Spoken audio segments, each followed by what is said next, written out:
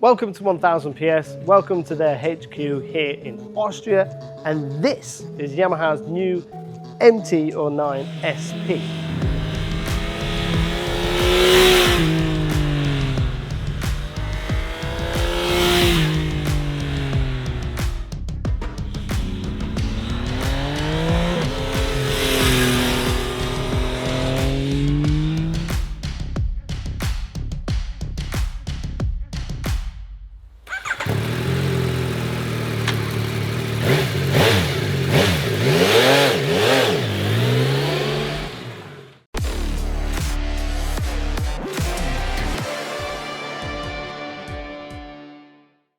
So this is the SP version, which in the UK is just under £12,000.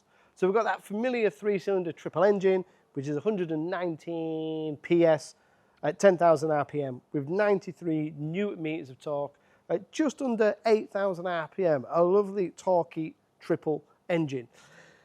Yamaha claim it's 194 kilograms. We weighed it. It's 195.5, so well done Yamaha for being honest on your weight measurements. As you'd expect, KYB suspension, and because it's the SP version, we've got Öhlins on the rear. What makes it different is for the new version of the MT-09, Yamaha changed the KYB suspension front and rear, and they increased the spring weight, which meant they made it a little bit stiffer.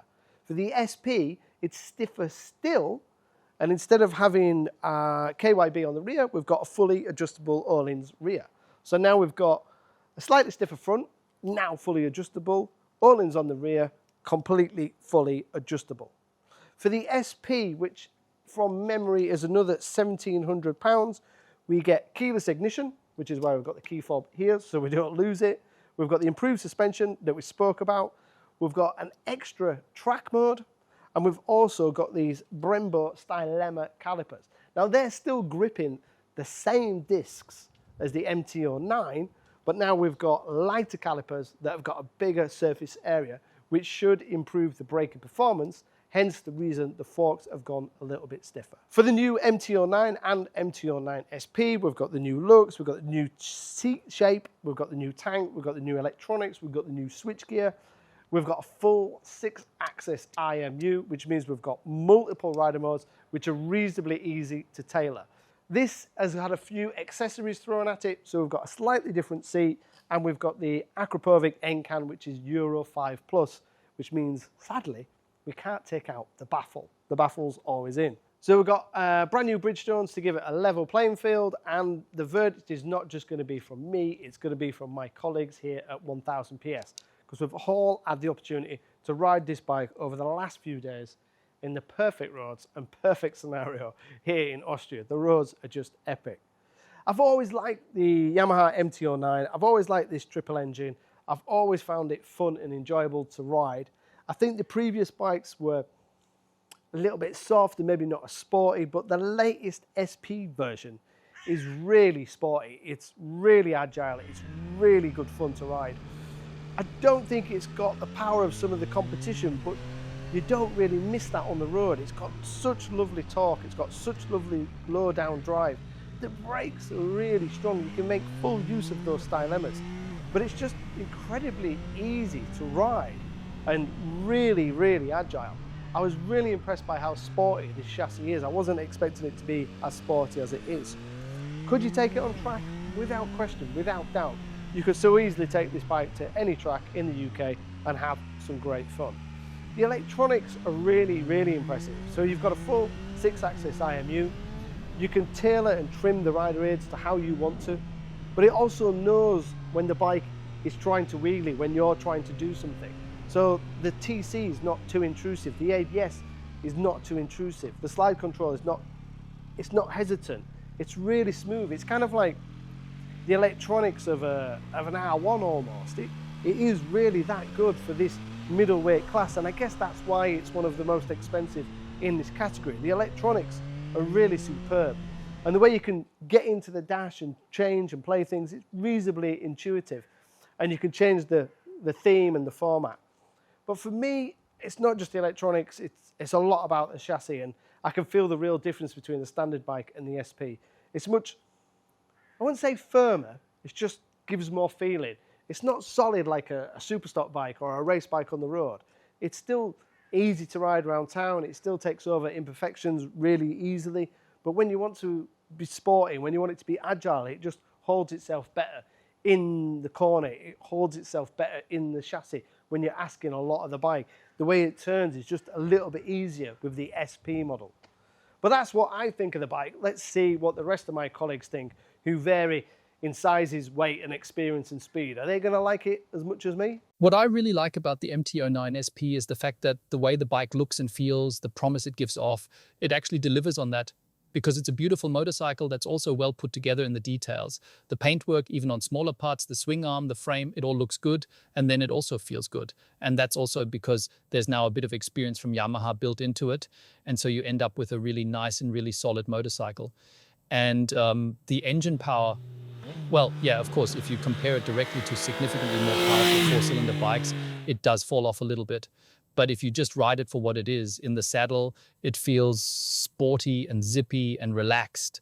And you're never really going to think that compared to some other category of bikes, this one is somehow the weaker one. It's just a very good motorcycle.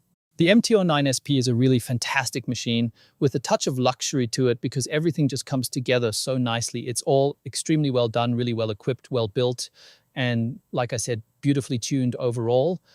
But it's still the case that, especially in a direct comparison, the riding position is incredibly upright. Like you're sitting on it more or less. Well, it's a naked bike, yeah, but there are naked bikes where you sit almost completely upright, almost a bit touristy. And that's exactly how it felt to me. I think I could ride it forever without getting tired. But that last little bit of front end feel, that front end pressure, some of the others just had that a bit better. So for me, the MT-09 was a great bike overall, especially with that 3-cylinder, but it wouldn't have been my first choice. Right away, it gives you a pretty solid feeling of confidence. You sit nicely integrated into the bike. I find that really pleasant. What feels very voluminous is the tank, or actually those air intakes. They make it seem bigger than it actually is. I think it still has a 14-liter tank. The short wheelbase, the shortest of all the bikes we tested, as far as I know, it kind of invites you to ride it with a bit of a Supermoto vibe, I'd almost say. On tight, twisty mountain roads, you can really get into that pushing the handlebar kind of riding. It's fun, it's a blast to ride the SP. That was kind of my first impression. And the engine, yeah, it's not super powerful, but in this case, it didn't really matter much.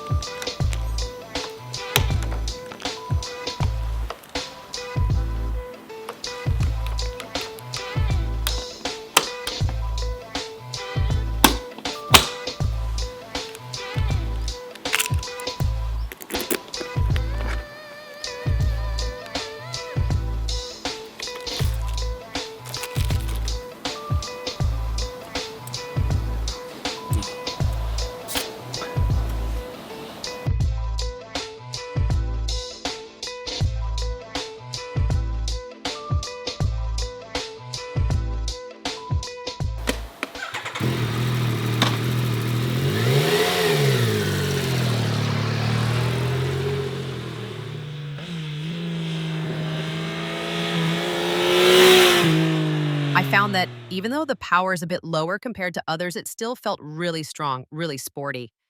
I thought you could ride really dynamically with it. It's super agile because of the weight, but I have to say, and I think this brings me to the negative point, which is maybe even saying too much, but I found that for the weight, it wasn't quite as easy to handle and as agile as I'd imagined because I'd never ridden it before. This was my first time on it. And I thought it felt kind of, well, not sluggish exactly, but just, yeah, kind of the opposite of agile. Like, sure, we've got competitors here like the KTM Duke, which is just incredibly agile and flickable.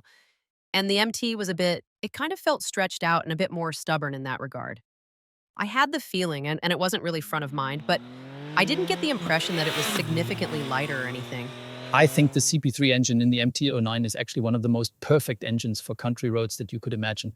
But in a direct comparison, especially with these powerful 4-cylinder bikes, you could definitely feel that it was slightly down on power. Still, the way the engine revs and delivers power, I think that was absolutely perfect for back roads. It's just so nice and linear. The MT-09 really invites you to play around. It still has a bit of that Supermoto-like character that earlier generations had even more of. Now it's toned down a bit, but it's still kind of there. It's nimble, it's lively, but when you get into higher speeds, you do start to notice that some stability is missing there. Yeah, the Yamaha MT-09 really lives off its light handling. You've got a really good seating position. Ergonomically, it fits super well. Compared to the Honda, you're sitting a bit closer to the bars, which gives it a really playful kind of ride. It's got very agile geometry, but still with lots of stability and feedback. So you can push pretty confidently and easily toward the limit with the bike. And what supports all of that is the engine too. With the 3-cylinder layout, there's great pull from low down, and it's also super smooth and easy to control. So in direct comparison, for example, the Honda, which at medium to high RPM in first gear was a bit aggressive and jerky on the throttle, the Yamaha was totally smooth, and you can kind of find the edge in a really relaxed way and even adjust your corner radius using just the throttle. And yeah, another thing that stands out is the gearing. I think that's really well done. It's not ultra long, which is what you actually want for a naked bike. First gear tops out at not even 110, maybe around 105 to 110 kilometers per hour. That gives you a lot of low-end punch because overall the gearing is a bit shorter, especially compared to the Honda.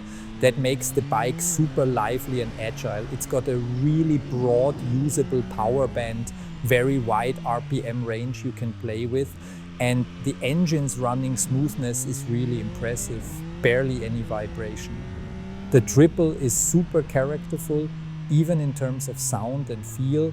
And what's definitely a highlight is the brakes. With very little hand force, you get a ton of stopping power. The ABS also allows a bit more leeway compared to the Honda, where the system is more intrusive. But what really jumps out the most is that with just a little bit of pressure on the lever, you get really strong braking without it being harsh or hard to control. So yeah, the brake feel and modulation on the Yamaha is also really, really good.